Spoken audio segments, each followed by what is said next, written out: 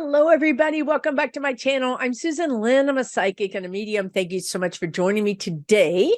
Today is Way Out Wednesdays, or WOW, the acronym of WOW. If you're new here, thank you so much for checking this video out. I have many videos on my playlist. If you go to my main YouTube channel and look at the playlist and look up WOW videos, you can see videos on all different types of topics, from Sasquatch to soul contracts to aliens to you name it. Today, I'm super excited because I'm going to do something a little bit different. I'm actually going to be interviewing a medium. Now, this isn't just any medium. This is a crystal consciousness medium. Allison, she taps into the consciousness of crystals, and she will be channeling this. So it's a little different from our usual WOW videos. Let me know what you think about this new concept in the comments. If you like the idea of every once in a while having an interview of someone that could bring you some interesting information and knowledge, let me know in the comments. And without further ado, I'm going to introduce you to Allison, the Stone Spirit. Welcome back to my channel, everybody. I'm Susan Lynn. I'm a psychic and a medium. Thanks so much for joining me today. Today, I'm super excited to have Allison, the Stone Spirit, with me. You guys may remember her from my channel, but if not, I'm introducing you to her. She is phenomenal. She is a medium, but you know, she can talk to dead people, but that's boring, right? Who wants to just talk to dead people? She talks to crystal consciousness. Yes, crystal consciousness. And that's why it's really important for you to tune in and watch this video, because crystal consciousness has things they want us to know that's going to help us. And that's what we do here. Thanks so much for joining us, Allison. How are you today? I'm good. Thank you so much for having me on. This was fun. I always enjoy working with you. It is fun. It is always fun. It's always educational too. So before I get started, before I forget, Allison has a website, thestonespirit.com, and she has a great blog, but she's not right now on YouTube.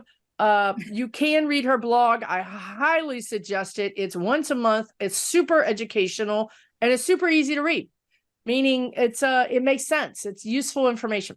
So check it out, thestonespirit.com. Okay, let's get started. We have some questions that I'm going to ask Allison. Yeah. Allison is going to channel much the way I channel. You may not quite recognize she's channeling because she's a conscious channel. Yeah. You know, I always tell you guys I'm 60-40. This is kind of like what Allison's going to be doing as well. Yeah. And Allison not only works with, because my guides are telling me to say this, she not only works with crystal consciousness, but she also works with dragons. She works with a lot. Told you the dragons were here. I know the dragons are here. She works with a crystal skull. She works, they're giving me chills. She works with a lot of entities. Okay. It's not just necessarily crystal consciousness. So who knows who's going to show up during this conversation. The fact that the dragons are here pretty much means that they're going to show up. So I'm going to ask some questions, but I also want to tell you guys, please ask questions in the comments. If you guys have questions for Allison, she'll jump in the comments and answer them. I mean, not millions of questions, but she'll do her best to answer what she can, okay? So let's get started. The question I want to start off with is, what's the best way to choose a crystal to work with? I mean, how do I know? I've got crystals. I got crystals everywhere. How do I know which one wants to work with me? Sorry about that. Sorry, they're all talking at once here. They're saying, you said you're 60-40.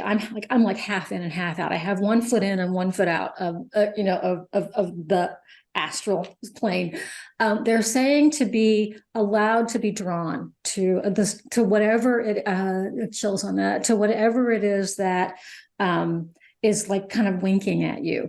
So for me, I call it a ping on my awareness. Like as you are thinking about something, suddenly you're like, oh, and you see a stone. You see, maybe it's a piece of jewelry that you have. Maybe you're walking through a crystal store and you're like, oh, that's an interesting stone. Pay attention, they're saying, when those moments happen. Or if you pick up a stone and it feels really good in your palm, right? Don't worry about what you feel from the stone in terms of like, I never feel energy from the stone. Pay attention to how it feels with you, how it feels in your hand. Like there will be a way when you pick up a stone where it just feels right. And I'm holding two and I'm holding them in ways that my hands want to hold them in. Pay attention to that. They want you to know that the energy, your guides, the crystal consciousness, your own energy are going to engineer things to the point where you're going to end up with the stones that are right for you, the stones that want to work with you. And you may pick up a stone, they're saying, that is for you down the road. Like you might have the chills on that. So you pick up a stone and it's like, you're like, I don't know what to do with this thing, but I can't let go of it. So you just put it on a shelf.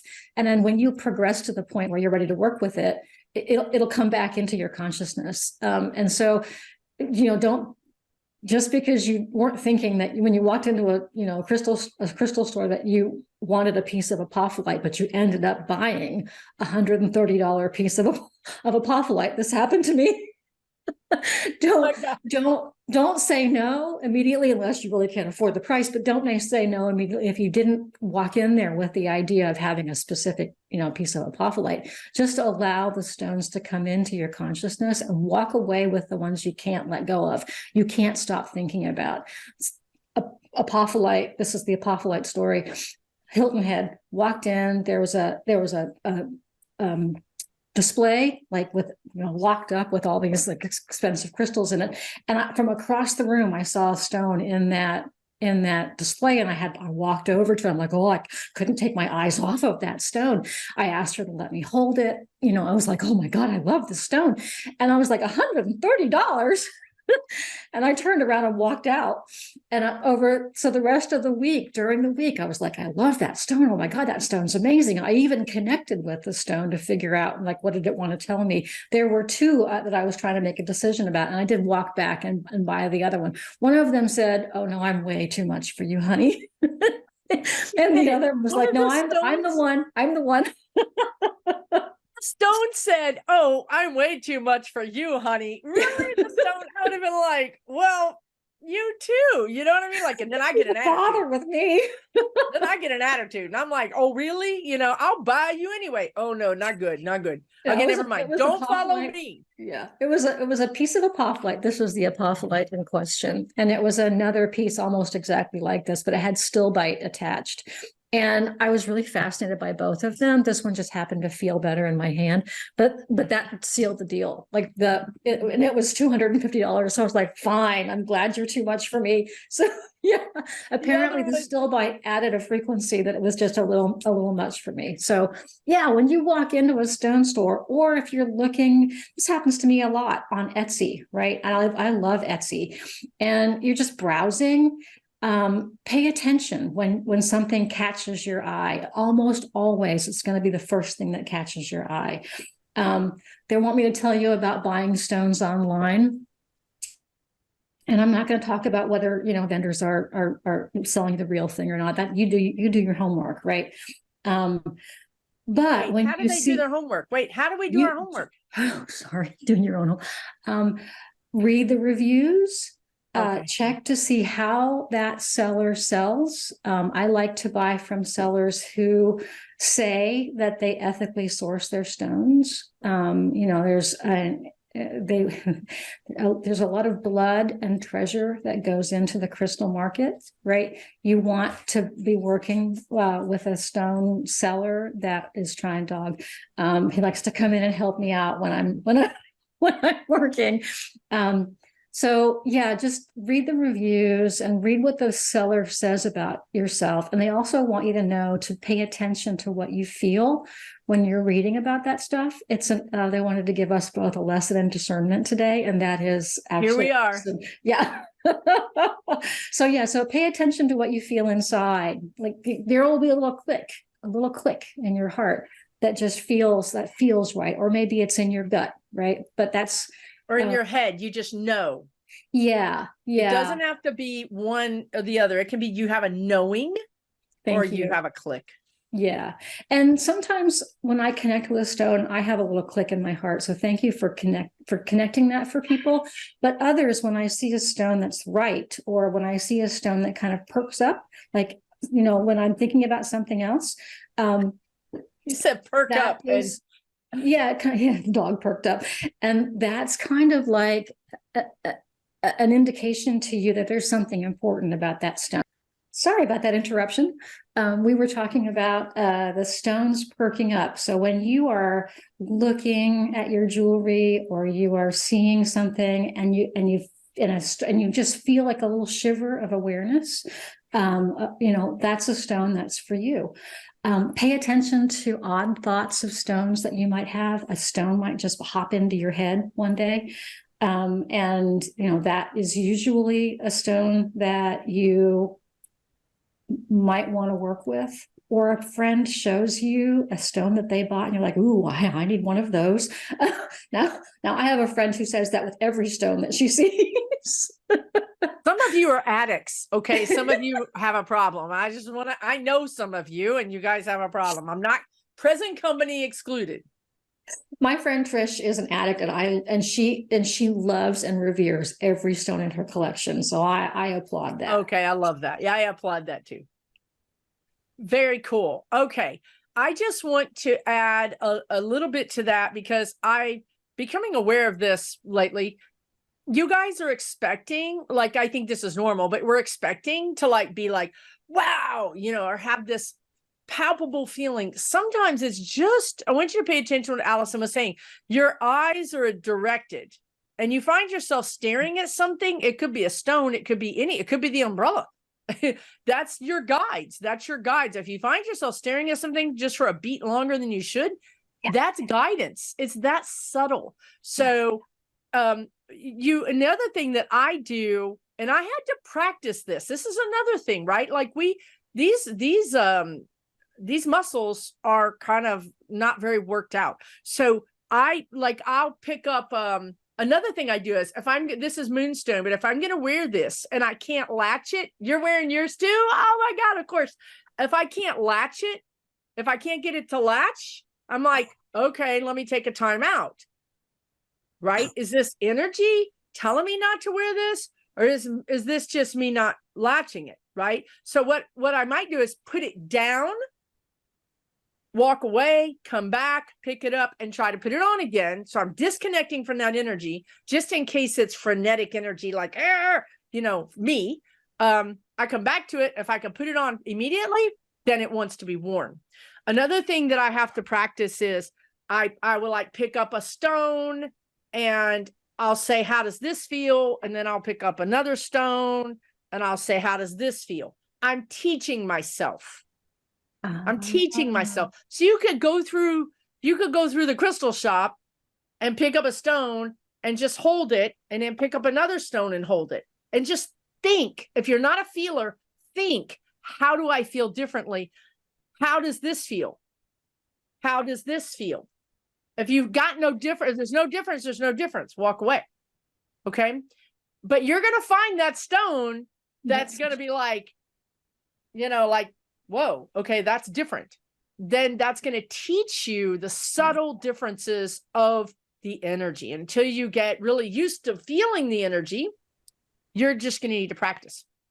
And they're saying that there are two different things happening. One is, what kind of stone should I work with, right? And that's, having a stone wink at you from across the room, or having the name of the stone, sort of like present itself in your head if that's the way that you take in information from the energy field. But if you are trying to make a decision between two of the same kind of stone, right? You're in person, you can hold them both in your hand, and one is just going to feel more right than the other. That's the one, right? Or 9 times out of 10, it's going to be the first one that you that you saw, like in the basket. So the light hits it differently. It's the first one you saw, and I have chills on that. Online, it's different because you can't hold them. And I always prefer to hold them, but I buy a lot online. And what I often use, and I don't recommend that people use a pendulum because people get confused as to what a pendulum does, but I will use a pendulum when I'm trying to make a decision between 2 different stones. Or if I'm trying to confirm whether the stones are right for a person in a reading. And I will say, are you the right stone for me? And I will get a no, or I'll say between this one and this one's the right stone for me, and get a yes or a no. And so that's how a pendulum can be useful, but you just have to be careful when you're working with a pendulum, because it's reading your energy. It's reading your own connection to spirit. The stone itself is not answering the question. And I have asked the stone this question, and I've actually gone in and talked to my pendulum, so I can tell you for sure, it's not using your own, its own connection to the energy field. It's amplifying yours. So it's just like when you use the cards, right? I mean, you could theoretically pull a card for this stone. Yes, you could. And say, like, what's the outcome of my energy if I buy this stone? And pull one card, but the cards are also reading your energy. Yeah. Isn't that interesting? It is interesting. And you know what else is interesting? So for whatever reason, and there's always a reason, right? There are no coincidences. I have this labradorite that I picked up and I was using as an example. And then I have this thing, which you may not be able to know what this is because it's hard to see it on. But anyway, I can't remember the name of it. It's not a rose quartz. It's something different. Anyway, it looks like an agate of some sort. Yeah. So I put them down on the desk, right? And then you were talking, and without me thinking, this is what I want you guys to do.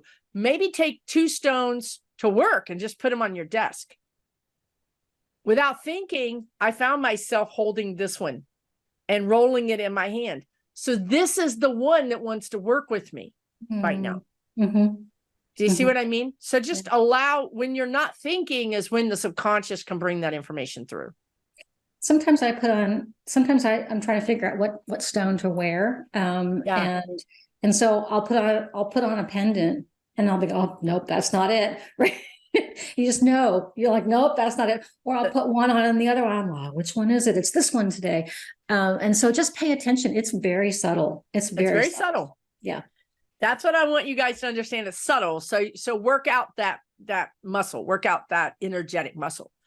Okay. I'm going to move on to I see. I'm going to ask this question, and I look down at these 2 stones like, oh yeah, they don't like each other. Well, they're anyway, it doesn't matter. Is it a problem to keep crystals next to each other? Unless they tell you not to. No, it's not a problem. What you will have to do is they want to clarify that.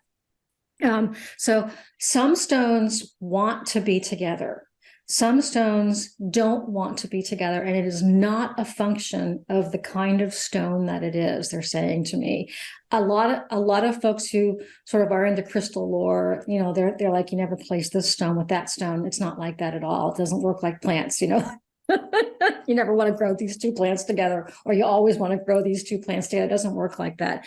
It is whether or not the stone type and the stone's individual mission complements another stone. So those are stones that want to work together, and you will know if you are paying attention to your crystals, and you'll know whether one just feels like it wants to be with another one. But putting crystals together, keeping them together, that's not a problem. What you need to understand is that you're going to have to clear them more often. So I'm a bit of a minimalist when it comes to stones. So I like stones about this size because my palms are activated. What's the word? Hot hands, right, Reiki? What? No, that's a Reiki person, but I can read energy through my hands, so I forget the name of that. Psychometry. Oh, psychometric. Okay. Just lose your words when you're doing this. I know. Yeah.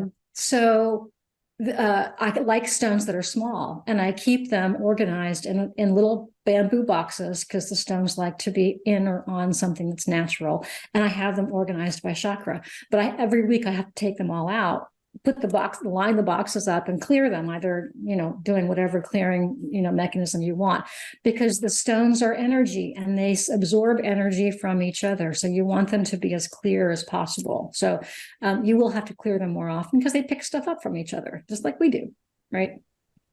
Wow. And I want to just mention, because you use a clearing process that I've never heard of, and I think it's really cool. Of course, you can use smoke.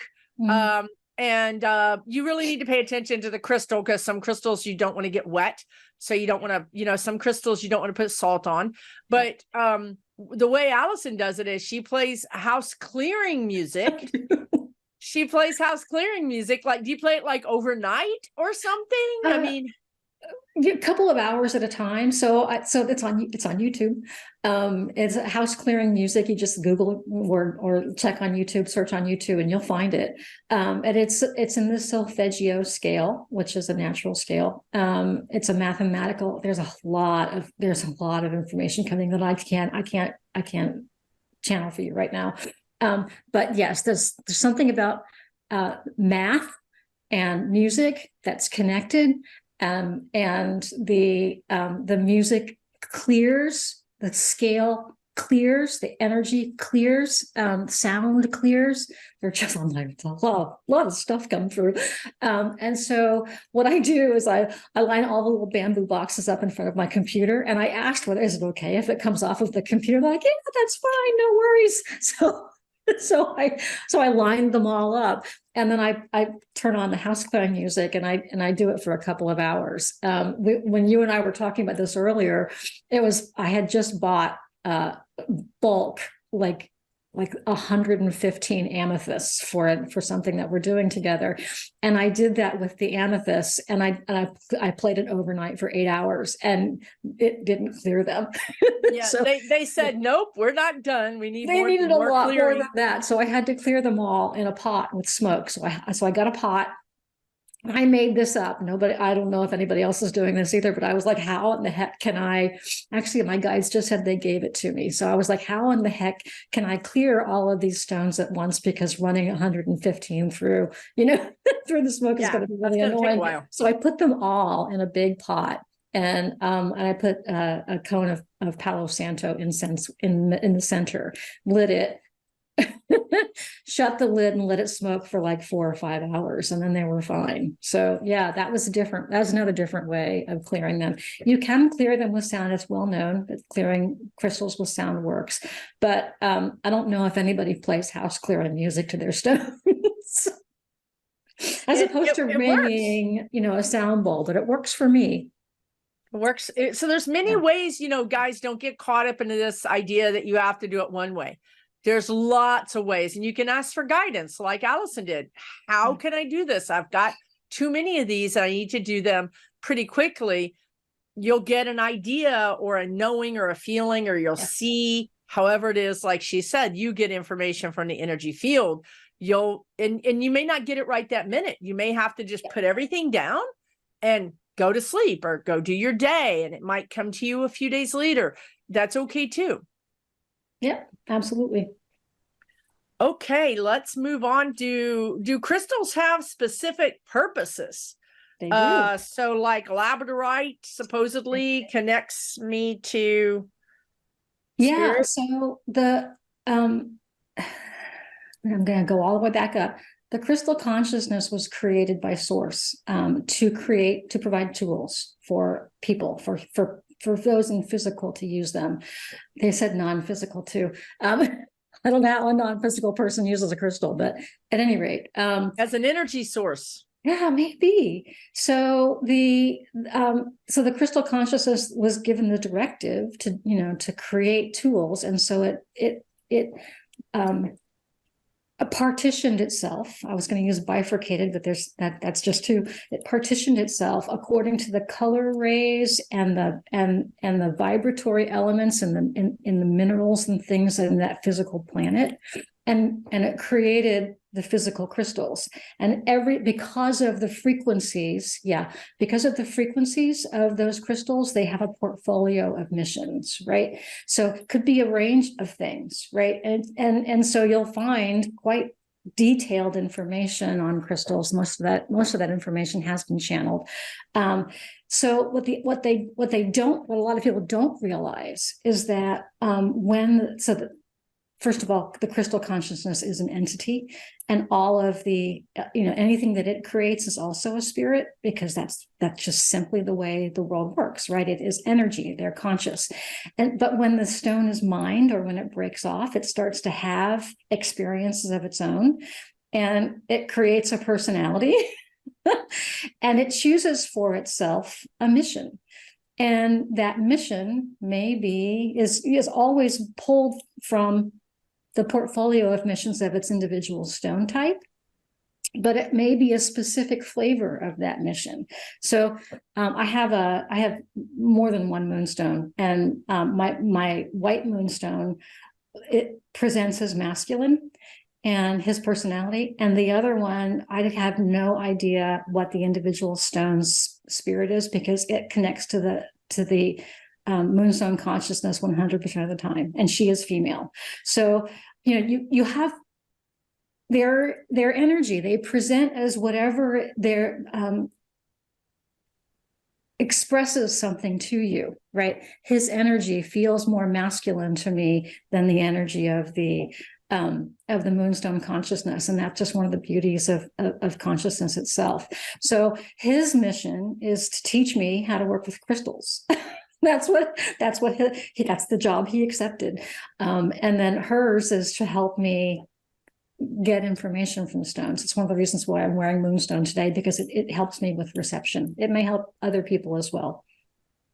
Yeah, because there's some reason I wear this a lot. You guys that watch me, I wear this a lot. Like, I can't, it's working with me. It's not that I'm wearing it because it goes with everything or whatever. I have lots of necklaces. But it's clearly it wants to work with me. And then I also find that I'm drawn to this amethyst ring, not all the time, but when I'm drawn to wear it, it's like I'm looking for it and I'm putting it on before I think about it. Right. So they are working with you. Absolutely. That's awesome.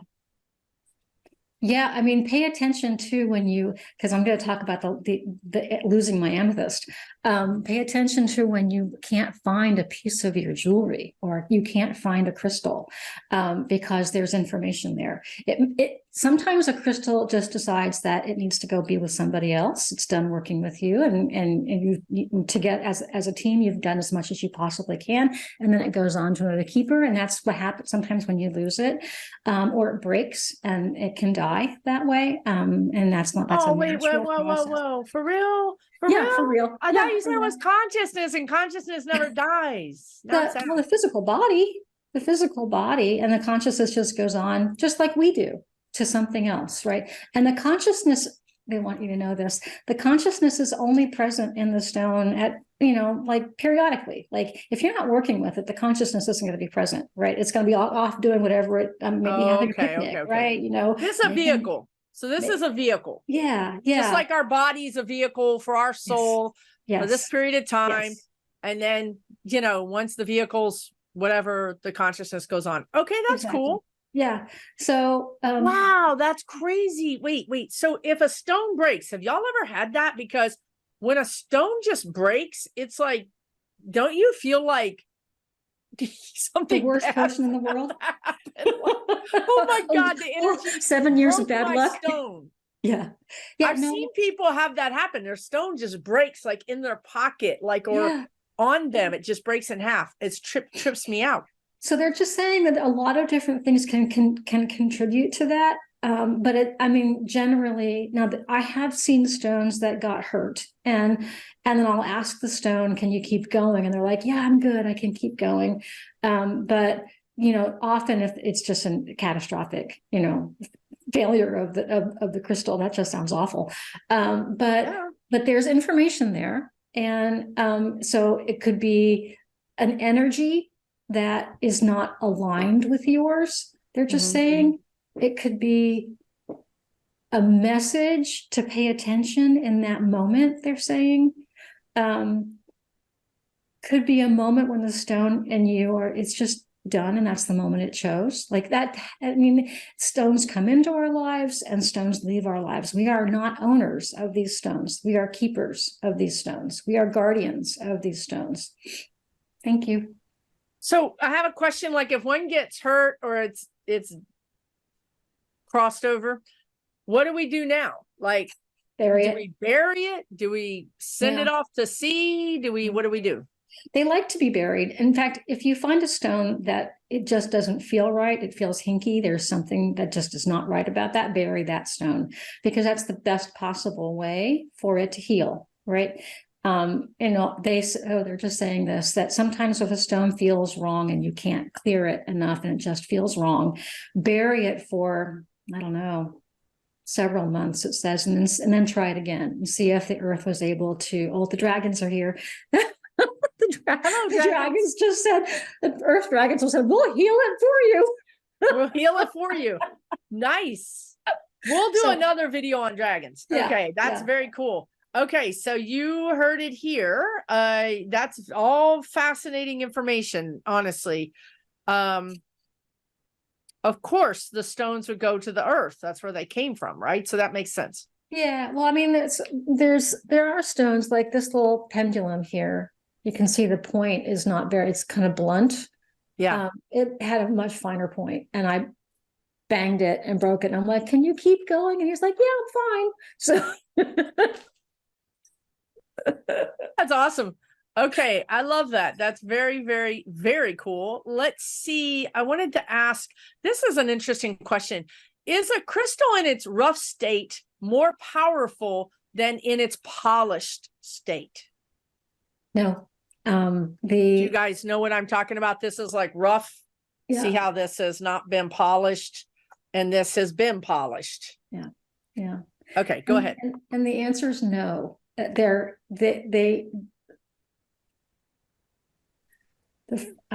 Okay. The forms have different utilities and different purposes.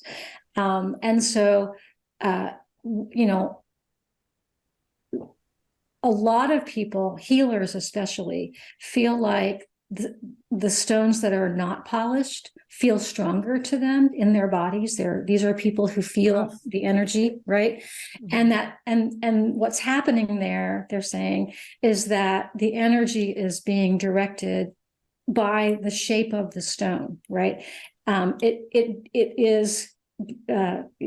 can be directed out here. It can be directed like because of the points. Because of the points through the points, yeah. Because the energy is being directed through the stone. In the polished stone, it's being directed more softly, right? Right. Yeah, diffuse, like a fuse. Yeah, more diffuse. That's a wonderful word for it. Yeah, and so the difference between that is simply different tools. Yes, exactly. There's utility in the forms, is what they said. You use them for different purposes. One is not inherently stronger than the other. You could make a case. Oh, that's a beauty. What's that one? I don't know. You keep telling me and I keep forgetting. It has the white on it and it's green, blue. It looks like apophyllite. It's apophyllite. That's what it is. It's a beauty. Yeah, that's a lovely one. It's like, oh, it's so happy to be with you right now. I know. I just put it on my heart. It's so showed it. Okay, so. Oh, there's some information here they want you to know, and that is that shaping and polishing a stone can have a tremendous effect. I'm going to get chills on this, on the purpose of the stone, on what the stone does. And then they want me to show her. So she's not okay. So this is Eviana. She is my skull. And she has a specific purpose in my life. But shaping and polishing a stone like this, the intent of the shaper, of the person who made the skull, is to create something that has the attributes of humans, right? And so what this does is it creates a different mission for this stone. And the stone takes on some of the attributes of the human brain, right? So these crystal skulls, they've actually got a lot of sort of, I call it magic going on. It has to do with the intention of the creator. So polishing the stone, she is much more than she would have been in her rough form, right? Because she has been created to have some of the attributes of the human brain, the human condition. Yes, it is the intention of the creator that goes into the stone itself, working the stone. So that's just something to remember.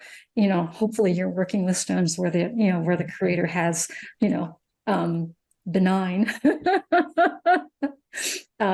intentions. But that's one of the things to know when you're thinking about whether one stone is more stronger than another. They're just different. They're just for different purposes. They're telling me that some stones that are polished in specific configurations and put together in specific configurations can power spaceships. So there's just know that there's not one is not better than the other. They're just used for different purposes.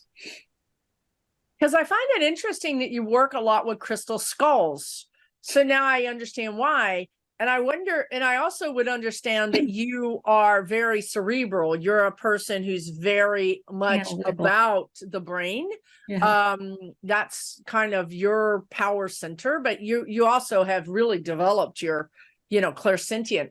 So have you ever seen, for some reason I want to ask this question, a crystal done in the shape of a heart? Well, I guess we do the heart. You probably have one. There are lots of crystal hearts. I don't have one out, but I have several. I have a friend who collects crystal hearts, and she is an empath, and she is all about the feelings, man. And there you go. Yeah, that is, and they just speak to her. So I have a crystal heart from her because she, she's like, you need this crystal, and I'm like, okay. I love it. Yeah, so yeah, they definitely do. Skulls. The reason why I work with Eviana is when I started awakening, and I realized, oh my God, I'm seeing pictures. The information was almost all visual, and I couldn't make sense of it. And speaking to another crystal medium, there aren't a lot of us, but there are a few. She suggested a crystal skull that could help put words to the pictures. And so I was drawn to this one, and she is blue chalcedony, which is a throat chakra stone. And I ended up having a conversation with her, and she's like, absolutely, that's the work I want to do with you. And so almost immediately after I got her, well, first she set up her altar. For weeks I was picking flowers. Before I got her, I had she came from Einstein, the ancient crystal skull, who I actually have a long history with, apparently, according to Bob at Akashic Attunement. But before when they were packing her up and sending her to me, he sent me images of her with draped in flowers. And I was like, okay. And so and so she gets here, and I couldn't stop picking flowers for days. I would see daisies, and I have to pick those flowers. And so she wanted to have flowers around her almost all the time. And apparently she uses that energy. She's just saying this. She uses that energy to clear. So flowers can also clear, apparently. What? Yeah. Roses. They're I asked once about the energy of roses, and they told me, the stones told me this. They showed me a picture of roses, and then little molecules coming out of the roses, and little searchlights in the molecules. So yeah. So there's light in the fragrance of a rose, and light heals. So yeah, it's fascinating. I mean, once you start, you're right, I am very analytical. Once you start sort of delving into the information that you can get from the natural world and from stones, you can't stop.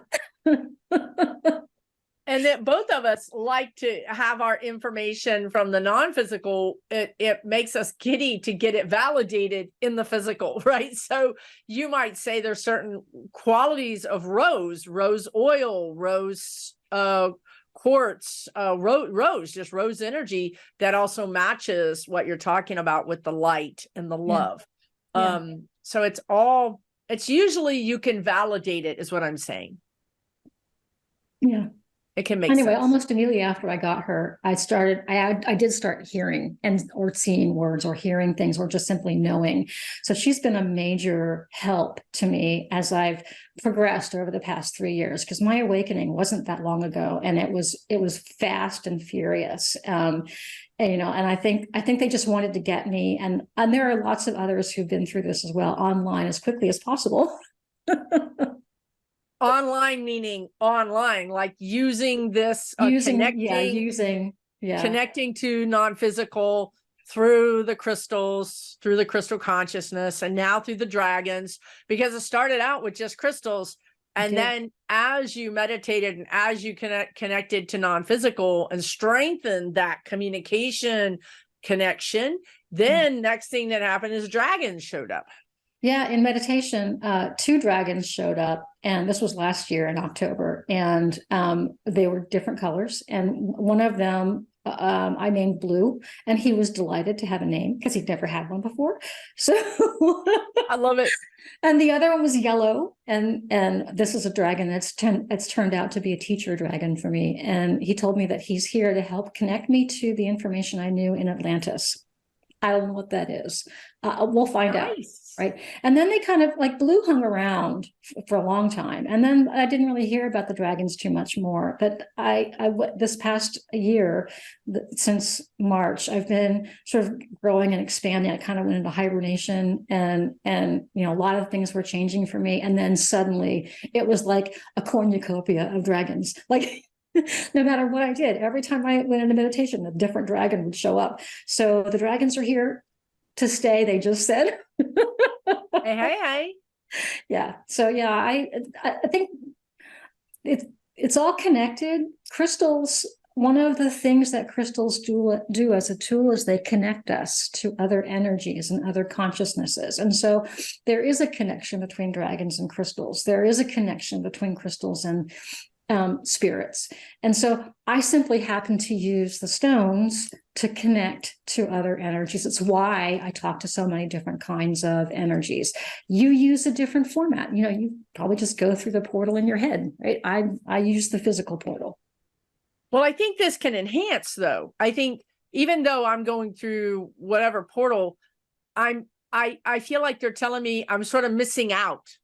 Right? Like the frequencies. And I'm an impatient person. So I want to go straight, I want to go straight. But they're saying, well, you could pick up daisies like Allison, and then you might have more experiences with dragons or other, you could broaden, Susan, instead of just being like, let's get the job done. You could sort of broaden your experience. So yeah, the frequencies of the stones do attune you to specific frequencies, because that's the way stones work with our bodies, right? Because our bodies are 75% water, 70% water, and water has memory. And the frequency of the stone attunes the water in your body to the frequency of the stone. And that frequency can raise your frequency, which can, help to improve your connection with the all that is. And so but it's also specific flavors of the all that is, right? So if you're working with a specific blue stone, right, you might be doing things that have to do with angels or communication or whatever the portfolio of missions for a blue stone is. So I think that's a really interesting thing that they're saying to you, is that you might be missing out. I think what they're saying to me is that there's information everywhere, that there's energy everywhere, right? And they just said, just pay attention to how beautiful your world actually is, right? Everything in this world is there for you. And so I think that's really fascinating. that is fascinating, because we were talking, I saw trees, right? I mean, you could have the same connection with a tree or a landscape or the clouds. You're right. Everything is there, is transmitting. That they're giving me this image of like, what is that? Like when you expand, I'm not using a good word for it, but anyway, it's all there to help you connect. Yeah. So we just hit 45 minutes. Do you want to continue, or do you want to go on to a part 2? Yes, I think we should do a part 2, because I'm fascinated by this.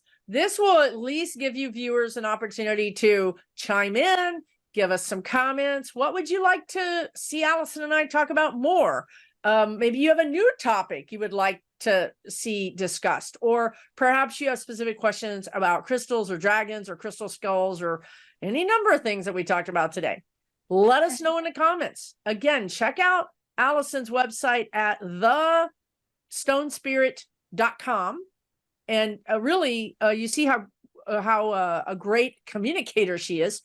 Her blog is awesome. You can check it out. You can sign up to get it once a month. It's just enough information. It's perfect. So anything in closing that you want to add, Allison, to the viewers? Well, I'm not online. I'm not on YouTube because they told me it would be a distraction. I'm also not particularly comfortable being videotaped, but thank you very much for, I'm showing my age, digitally recorded. But the work that I do through the blog is the work I'm supposed to be doing. It's helping people understand how to work with the energy around you. I'm apparently supposed to write a book, which I'm actively ignoring at the moment. Resisting for sure. But so the blog is my excuse for the book, but that's the reason why I'm not on YouTube. Yet. I keep wanting to add yet. Allison is she's a natural teacher, as you can see, a natural communicator. So we are all going at the pace that we can go at as humans. We're mixing the non-physical into our 3D everyday life, and we have to sort of mix it at the level that we can feel comfortable with. So take that for what it is, and check out our website. And if you're new here, subscribe to my channel. I appreciate that. And leave us a comment, and take really good care of yourself, and go hug a crystal. Thanks. Take good care, everybody. Bye-bye.